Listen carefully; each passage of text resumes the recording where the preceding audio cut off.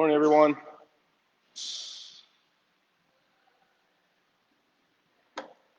How's everybody doing today? Give a couple minutes for people to hop on here and we'll get started.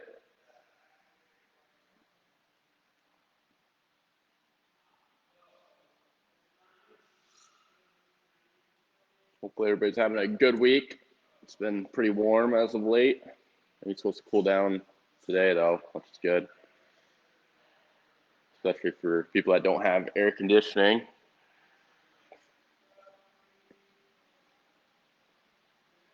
All right, let me pull up my slides here and we'll get started.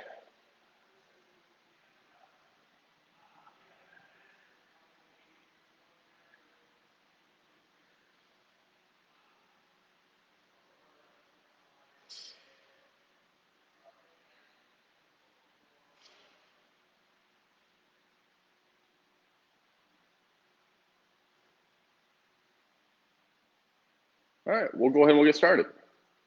All right, guys, so what we'll be covering today, or if you're here to learn about recurring, or if you're having recurrent ankle sprains and not sure why it's happening or what's going on and whatnot. Oh, hey, Rosa.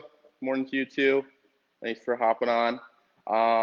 Yeah, so if you're here to learn about how to prevent ankle sprains and learn why it's occurring and what you can do about it, you are in the right place. I want to be addressing, why they're happening. A few tests to figure out kind of where you're at with regards to a low, medium, or high risk for reoccurring ankle sprains. We're going to also take a look at your ankle range of motion, okay, and do a test to figure out where that's at and determine, has that been impacted by the ankle sprains in the past, okay?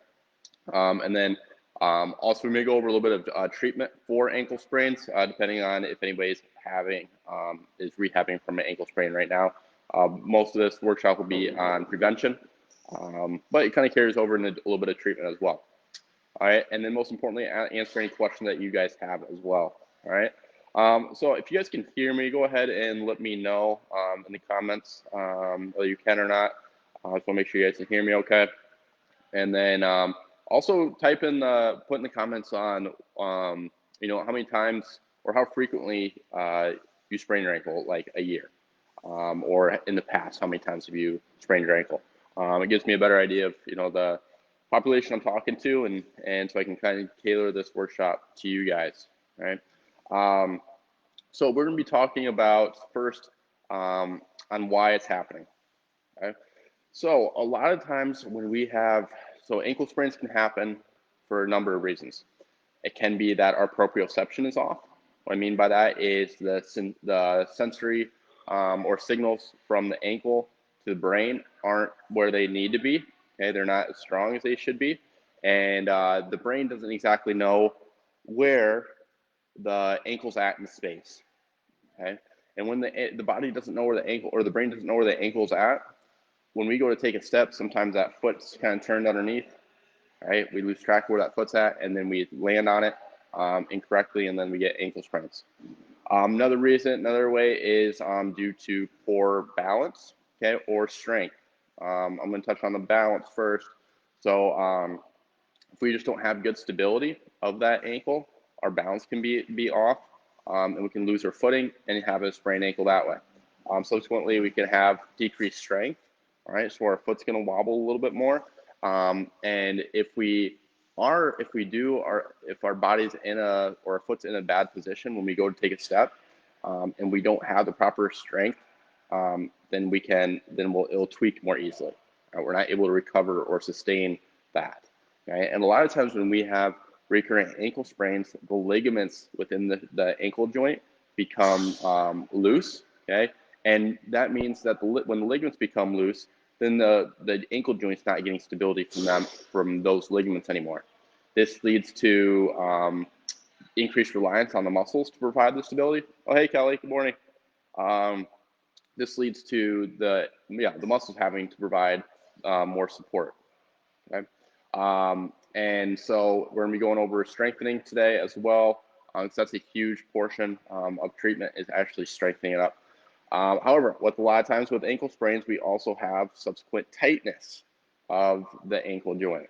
All right, can be within the bones themselves or the joint.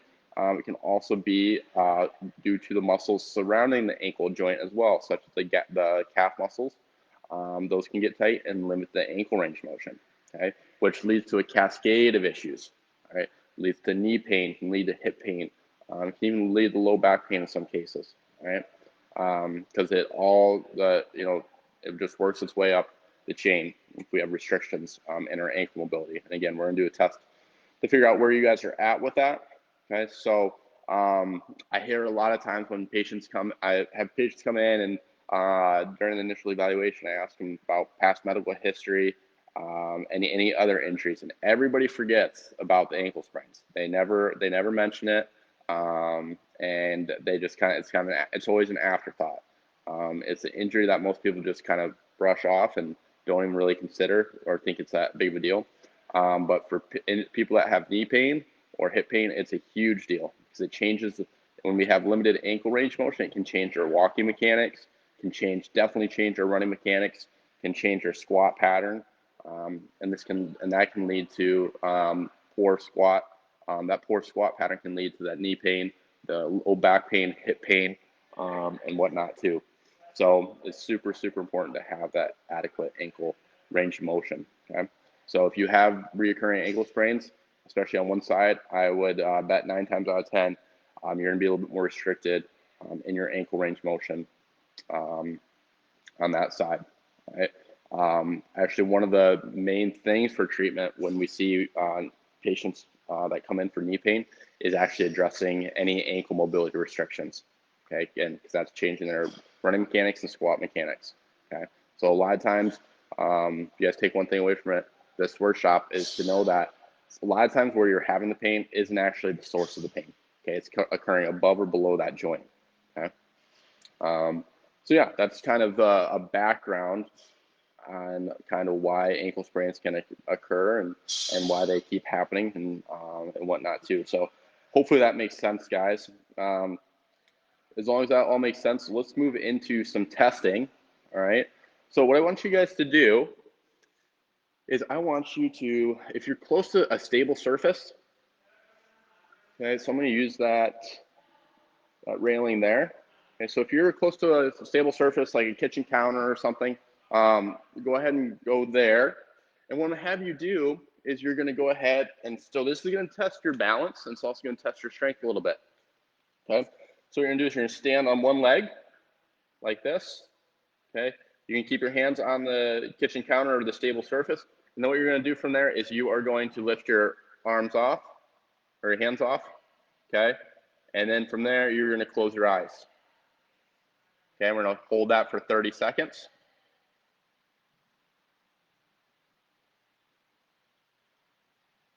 And if you're not unable to do this, this puts you at an increased risk for ankle sprains and also knee pain and all the sorts with that too. All right. So ideally 30 seconds. Okay, and that's a good way. I also want you guys, once you're done there, I want you to switch and do the same thing on the other side.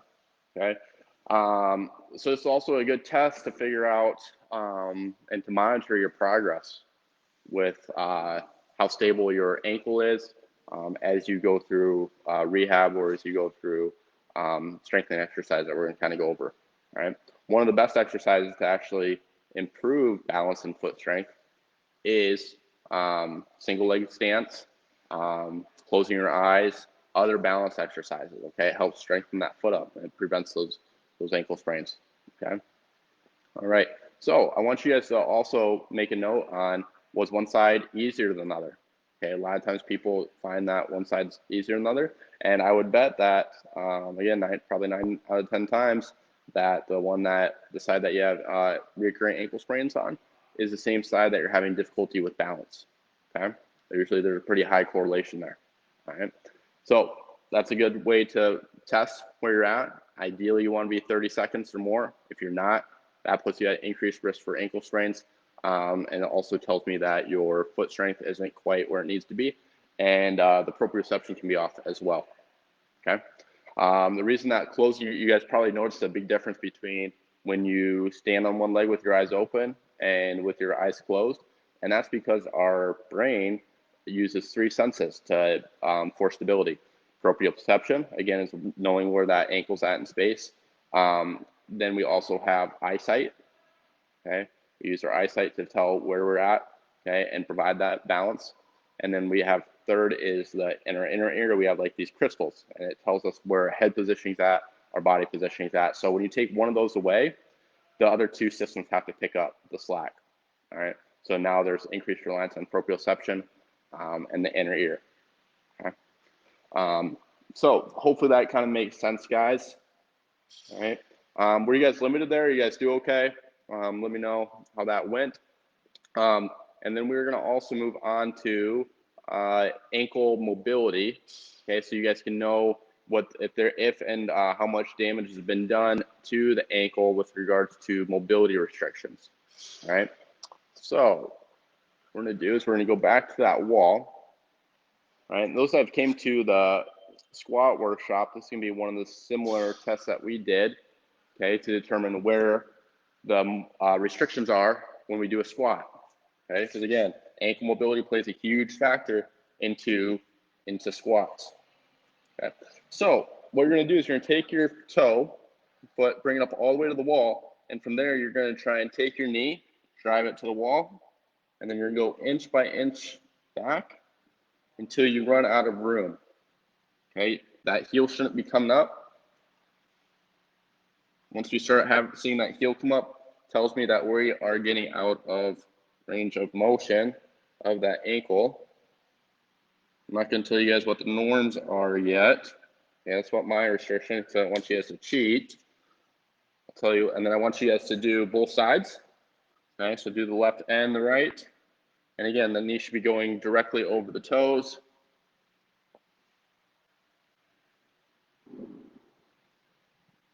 Just go inch by inch. Make sure that heel's not coming off. Okay, so that's about my restriction right there. All right, so the norms with that, hope you guys are done. Ideally, for just what the research shows is for just normal walking pattern, we need to have ideally 3 inches away from that wall. If we don't have 3 inches away from that wall, our walking pattern is going to change. Okay, and this can lead to asymmetries and imbalances as well. Okay.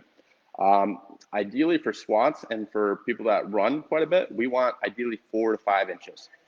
Okay, it's super important to have that. Okay, so that's another awesome way to be able to monitor your progress as you go along. Yes, they're tests, but they're also, yeah, a great way to monitor, you know, how's progress going with ankle mobility and then also ankle stability. Okay, and again, the ankle joint just gets tight, okay, after an ankle sprain, because a lot of times when we have an ankle sprain, we don't walk on it for a while, for a couple days. And then even when we do, there's a lot of swelling that's in that joint, so we can't move it how we normally would want to. And so even in just a few days of not moving it, there can be tissue tightness that is established. Okay? And if you don't directly address that right after an ankle sprain, that tissue starts to become tight until you start addressing it. Okay?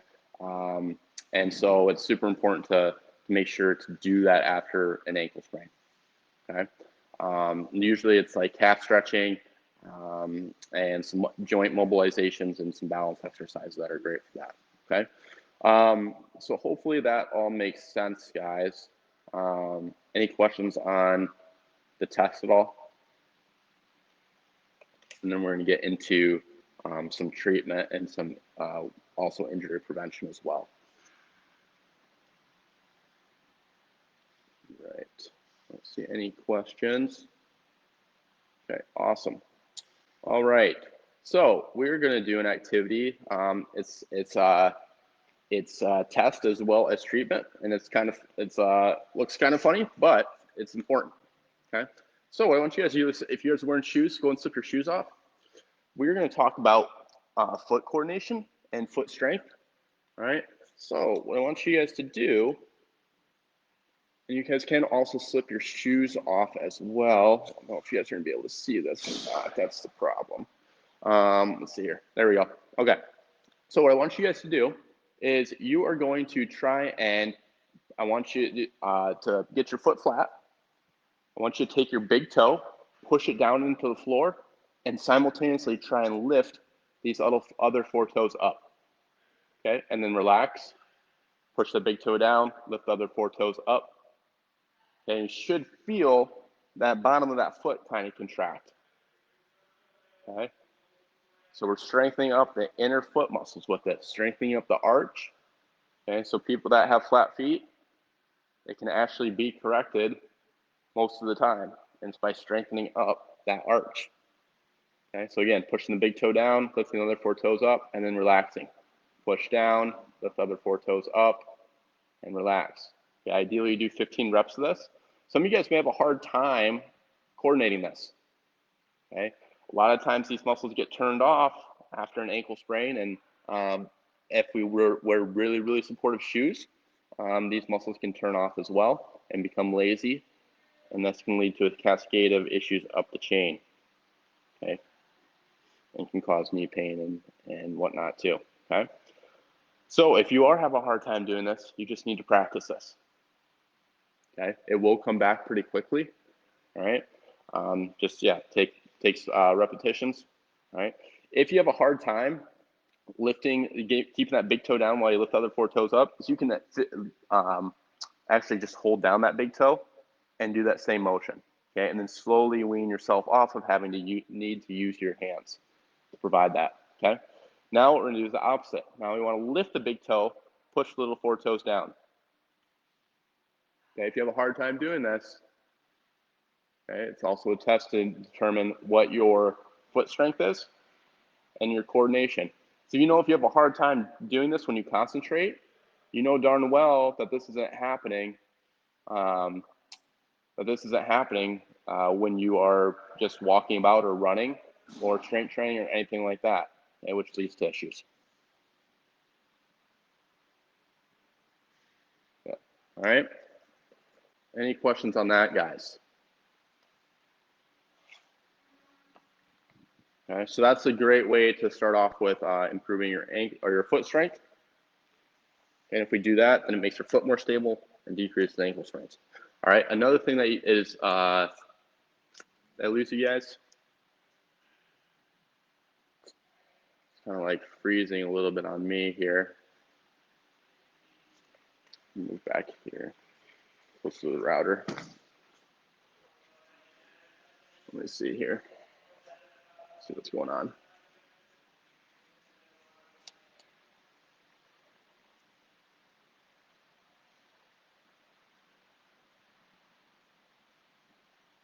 I'm gonna pull it up on the Facebook page to see if I can see myself here.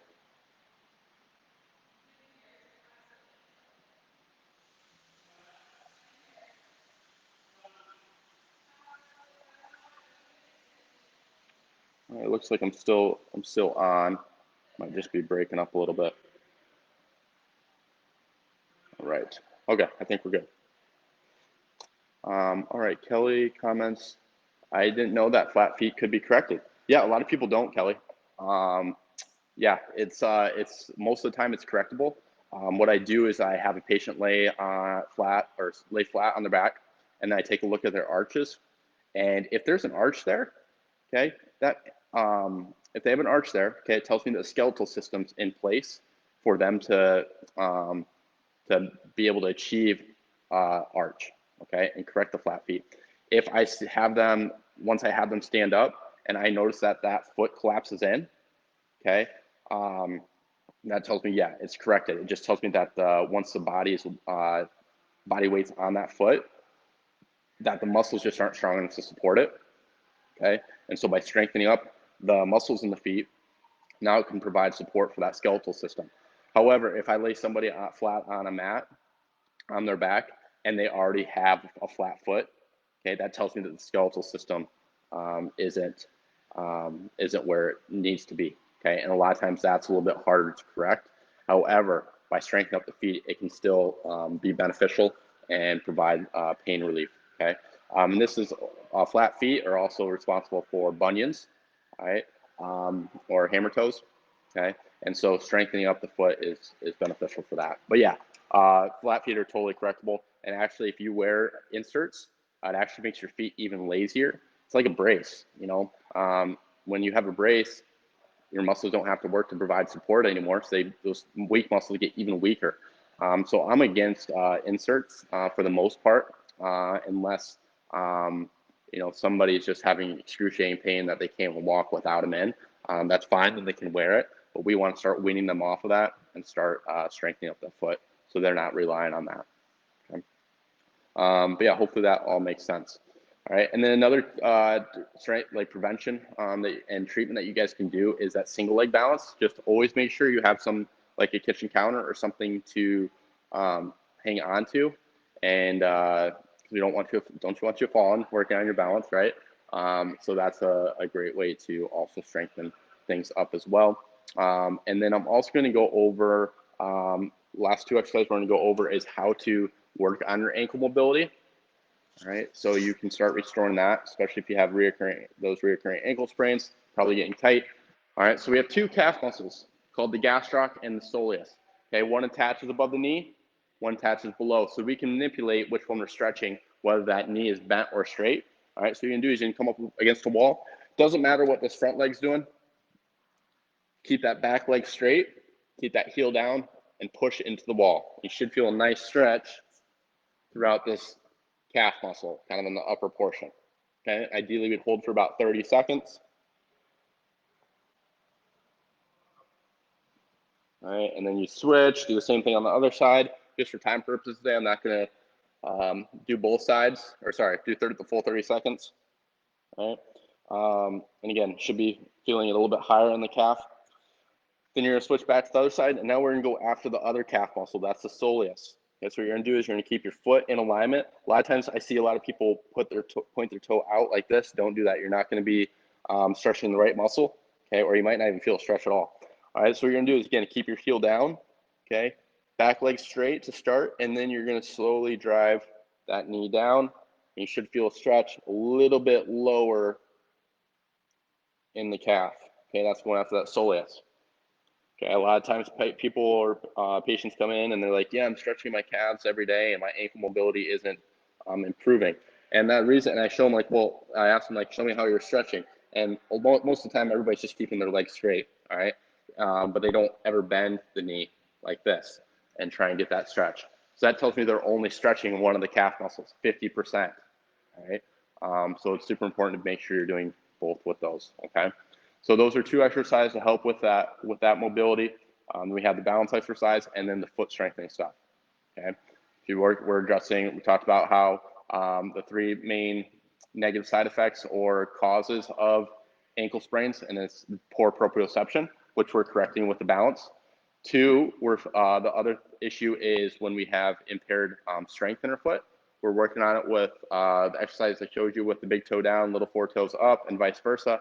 And then also side effect of ankle sprains is, or recurring ankle sprains, is tightness in the ankles and the calf muscles, which leads to issues up the chain. That can be corrected with the stretches I gave you, okay? So we're addressing all three components with those. All right, and again, these should not be painful, okay? Should be all pain-free, all right? Any questions on that at all, guys? No? Okay, awesome, awesome. All right, so these will get you guys started. All right, these are good baseline level things. Sometimes you'll need, for people that, you know, don't only sprain their ankles every so often, you know, less than one time a year, one or less times a year. This should help quite a bit substantially and may even fix the issue. But if you guys are having more serious ankle sprains or reoccurring ankle sprains, you know, more than twice a year, you're most likely going to need a little bit more. Okay, these exercises are good, but there's different levels to exercises. Okay, these are a good baseline, establish a good foundation, and you may just need a little bit more dosage. Okay, for the prescription. Okay. Kelly asked, does the soleus attach below the knee? Yes, Kelly, it does. So the soleus attaches below the knee, the gastroc attaches above the knee. Okay. So by bending the knee, we can manipulate which one we're stretching, whether it's the gastroc or the soleus. Okay. So let me move out of the sun here. So when we keep the leg straight, yeah, we're stretching the gastroc. When we have it bent, we're stretching the soleus. Okay. Good question. All right. Any other questions at all, guys? Okay. The good news is all this is 100% correctable. Ankle sprains are super, super common. So I don't want you guys feeling like you're all alone or weird or anything. It happens to everybody. It's actually something I used to deal with. I used to play a lot of basketball in high school, and I had tons of ankle sprains. This is no exaggeration. I probably had, I don't know, probably 10 ankle sprains on each side, so 20 ankle sprains total in like a 3 or 4 year period. I didn't know what to do about it. You know, I hadn't gone through PT school or anything like that. I kind of just dealt with it.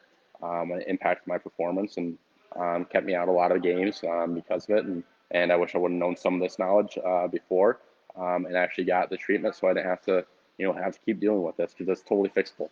I still play tons of basketball to this day. I never get ankle sprains. So now I know what to do about it, right? And how to fix it. So once you guys know it is fixable, you just need the right guidance, okay? All right, so let me know how those go, and then if you have questions or anything, you can message me here on Facebook, or you can find us on our website as well. And if you guys want a little bit more guidance or help, I'm going to drop a link where you guys can talk to a PT, and you can hop on a phone call with me, and I can help guide you, and we can figure out, is this something that's easily fixable? Is it something that can be fixed over the phone?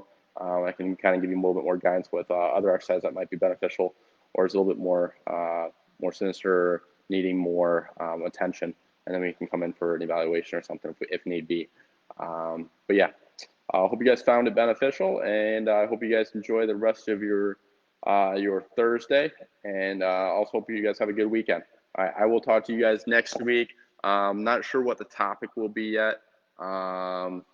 But I will let you guys know sometime early next week. All right, bye guys.